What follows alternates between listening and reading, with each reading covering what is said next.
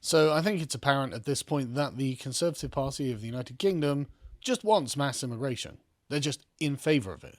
And it's because they keep facilitating it at every opportunity. Disagree with that at all? No. No. As someone who's interacted with a lot of them, no. Yeah. It's really disappointing, isn't it? Yeah. But before we begin, if you want to see exactly what the Conservatives are facilitating happening to this country, go and watch our hangout about how Britain has changed. This was rather heartbreaking because you got to see what Britain was like in previous eras through video footage. You can see it's a very different country than it is now.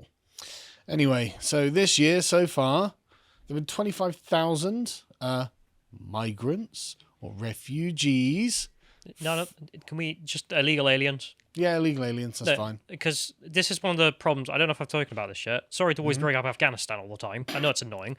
But It's not, when I was there, we ran into guys who were British interpreters still working with the UN or had trained the British Army. And they kept showing me their phones, being like, look, I've made an application. You guys, the government, I know it's not you, but the government said we'd give you a place. What's going on? I've had no calls back. But every Albanian under the sun. I had to explain to them, the channel migrants, show them the pictures and the videos.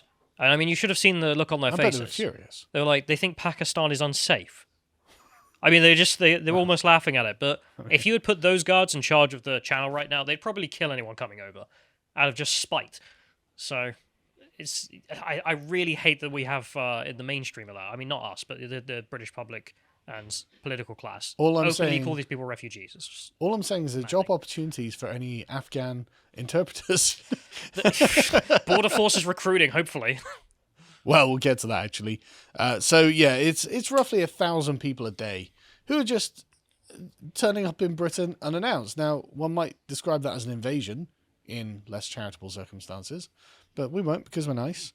So this is just disgusting. The highest daily total was nearly 1,300 people. And this is just normal. And this is 4 months on from Priti Patel saying, hey, we're going to deport you all to Rwanda. Because, of course, that didn't happen because of lefty human rights lawyers weaponizing the Human Rights Act. And for some reason, the Conservatives won't do anything about it. Literally just scrap it. Provision they're using. If you want to go to the next one, that was exactly... And they pledged to do this.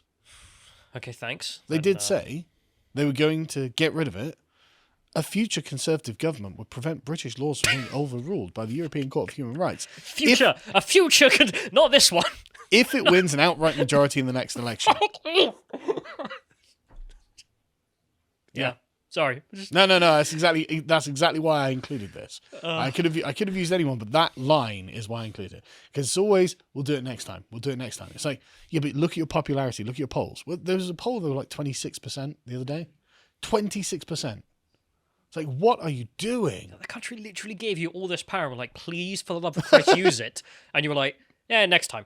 It's like, well, we're not going to give you a next time then. Stop. And the thing, again, they just don't seem to understand. We're going down the polls. Oh, quick, start throwing out red meat to the base. It's like, and that brings you up in the polls, does it?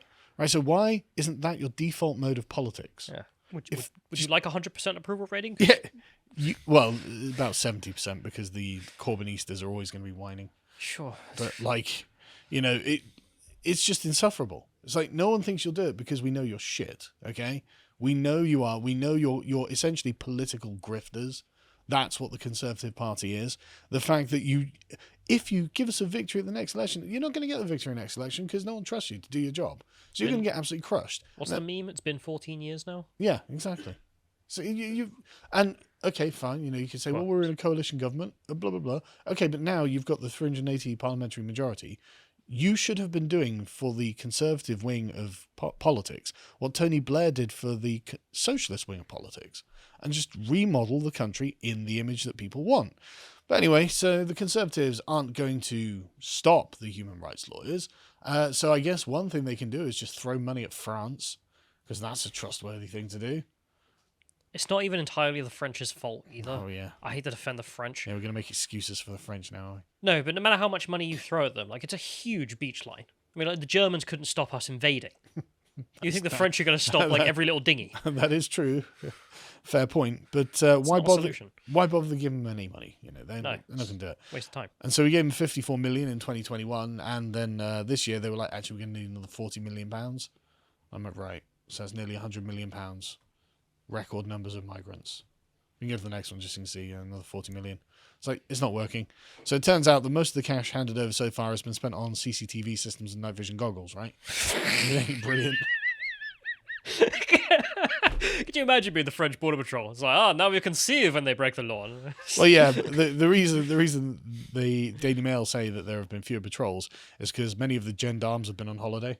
Yeah. So, you know. Again, there was a guy I met who was ex paratroopers, and he was just like, look, I've got a solution to it. Like, he was explaining to the Afghans, like, this is the easiest thing to do.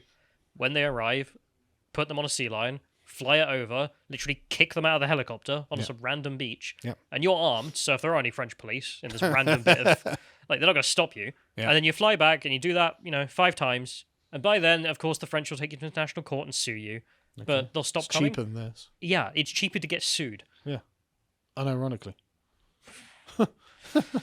Even then, what's the international court going to do if we don't pay it? Well, we will pay it because it's cheaper anyway. So anyway. So it turns out like the pressure was still on. So the Navy is going to be involved somehow. But the thing is, it's not exactly clear. Sea line. No, it won't be that. It's not exactly clear, right? And so the government said, yeah, we're going to use the Navy. And some of the backbenchers were like, for what? You're not going to start just sort of like, gunship diplomacy or something, because that would be based. But they were like, no, the Navy's presence will be a deterrent.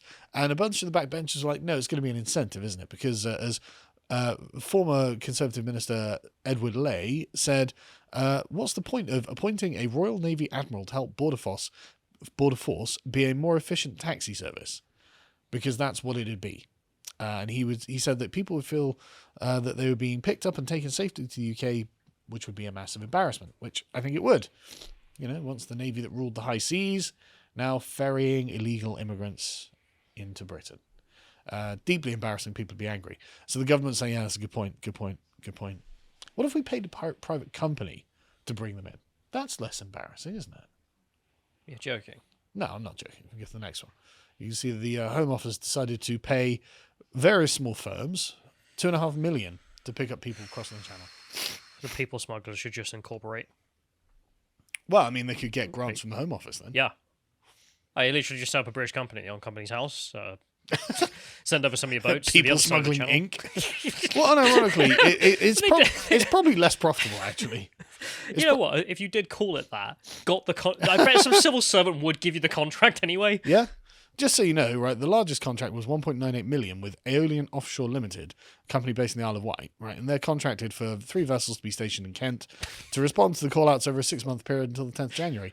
It says the vessels will depart from Ramsgate each day, proceed to a reported sighting, and collect the migrants found and bring them back. This is the other aspect that's infuriating, because these people aren't actually coming here, as that demonstrates. The people are getting halfway, and they're just bobbing around. Yeah. And we turn up treating them like they're, British holidaymakers who have got caught in the tide or something. Yep.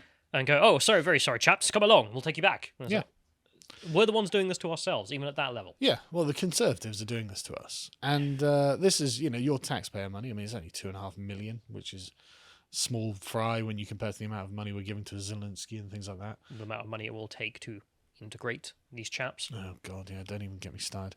But and so you think, okay, well then that's one thing, but then the Conservative government, like, yeah, so we're going to give all these refugees asylum as well, almost all of them. Sea line.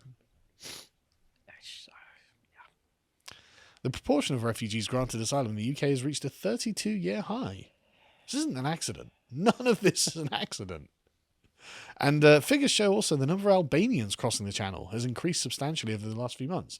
Remember when we did the Albanian TikTok people trafficking videos? Yeah. I mean, it is terrible. The Albanian civil war has taken a toll on all Albanians. Yeah, except there isn't one happening. No. Albania has been a settled country for many years now. Yeah. Despite threats to send those reaching the UK by irregular means to Rwanda, which again, come on, the Home Office has disclosed that more than 3/4 of asylum seekers had their claims for asylum approved. 0% are legitimate. Yeah. But 3/4 are approved. Yeah. And so more than half of the boat arrivals are Albanian, Afghan, and Iranian for the first half of this year. But the thing is, according to the Home Office, Albania is a safe and prosperous country. So what are they doing here? Prosperous is putting it. Sure. But safe, Sure. yes. Yeah. Iranian, yeah, it's also safe. Unless you're gay, in which case you get the grease and you'll be fine. Sure. But the point being, the Conservative government are doing this on purpose. They know what they're doing. And we know this because, of course, this is all a drop in the bucket when compared to legal immigration, which was 1.16 million last year. They're doing this on purpose. They're bringing all of these people in for a reason.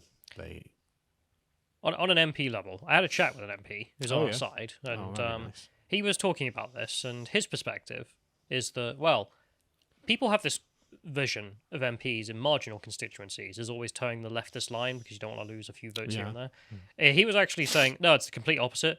Because, like, in this environment, we all know we're going to lose our seats, so let's just go all out. Like, have fun. But the ones in the safest possible seats are the biggest cuckolds you'll ever meet, apparently.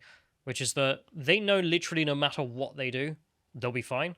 So why not just do nothing? Well, given the way the Conservatives are polling at the moment, do they know that? No. Yeah. So, which is why they're all of a sudden going, oh, maybe we're not traitors. And so just...